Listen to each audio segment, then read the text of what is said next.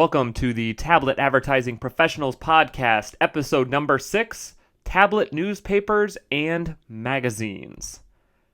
Today, we're going to go over print versus digital in both newspapers and magazines, which direction is the market moving, how quickly it's moving, and what you need to do as a publisher to adapt.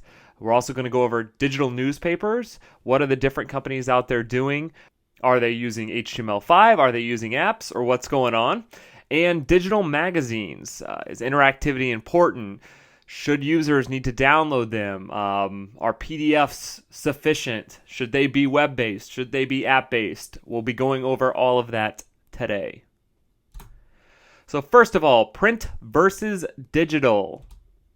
The decline of print advertising revenue. If you look at the chart, since 2005, print advertising revenue has actually declined over 50%.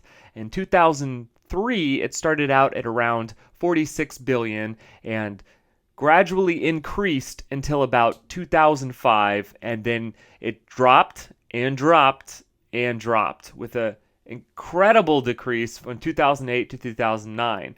A lot of that has to do with the iPhone, the iPad, the technology coming down in price, and people finally realizing the benefits over print and switching over. So then we have the rise of digital advertising revenue, and there's been over 100% rise since 2004. If you take a look at the chart, you'll notice the print is declining over 50% again. Online is increasing at a slower rate than print is declining. And does that mean people are not consuming as much information? I don't think that's the case. There's just so many platforms to consume information on now that those two are just not primary. And 23% of tablet new users get digital access of some kind through a print newspaper or magazine subscription. 23%. So as a publisher, you think it's very important to have a presence on the tablet, whether in-app or HTML5, because a quarter of tablet users are paying for subscriptions, and that's incredibly important to take into consideration.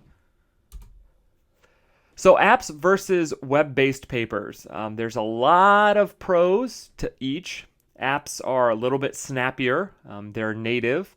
The only problem is, especially when it comes to magazines, if you want a native app, you're going to have to download that magazine. A lot of information, the whole reason digital takes off is because of the real-time aspect of it. So you get up-to-date information, it's never outdated, but if you have to download a 100 megabyte magazine every time you want to read it, it's easier just to go to a website and get the real-time updates. Financial Times was actually the first one to kind of bypass Apple's 30%. Apple takes 30% of subscriptions through their App Store, and Financial Times said, we're not having that. So they built an HTML5 compatible publication, and users can actually go on and subscribe.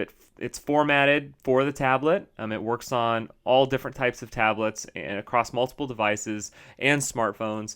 And the New York Times is also experimenting with something similar. So let's take a look at a case study. The MIT Technology Review invested $124,000 on development for their iPad app. Now, it's important to keep in mind that iPad in particular is built on iOS, which is built on Objective-C, which is a completely different language than web developers are used to. And if you have a web development shop in-house, you're going to need to either outsource that, you're going to need to train your developers, or you're going to need to hire someone else to come on. And that can get very, very expensive. It can take a lot of time, and there is a risk involved. If you take a look at The Daily, which was Rupert Murdoch's tablet-based magazine, he spent millions of dollars. I think it was $20 or $30 million developing this, and they just shut it down last week because the cost of maintaining that was not offsetting the amount of subscribers they were getting, because it's too easy to go on the web and get free information. With print, it was a little easier to justify a subscription. People were delivering papers to your house. You could see it. It was tangible. But now with the web, it's so easy to get things for free that it's tough to switch people's mindset into paying for a subscription. So that was part of the problem. The other part of the problem was, again, those those large downloads. If you have a quick 10 minutes during your coffee to read a newspaper or read a magazine, and it's going to take 30 minutes to download it to your device before you can even read it, you're just going to say forget it. You're going to go to the web. You're going to pull up the information instantly, and you're just going to consume it. So I think any sort of large downloads for apps on magazines and newspapers is probably not the best idea. So in order to make it work, MIT needed 5,000 subscriptions. It actually only resulted in 353 subscriptions. Again, it was expensive and it was time consuming, so they're actually looking at HTML5 compatible solutions.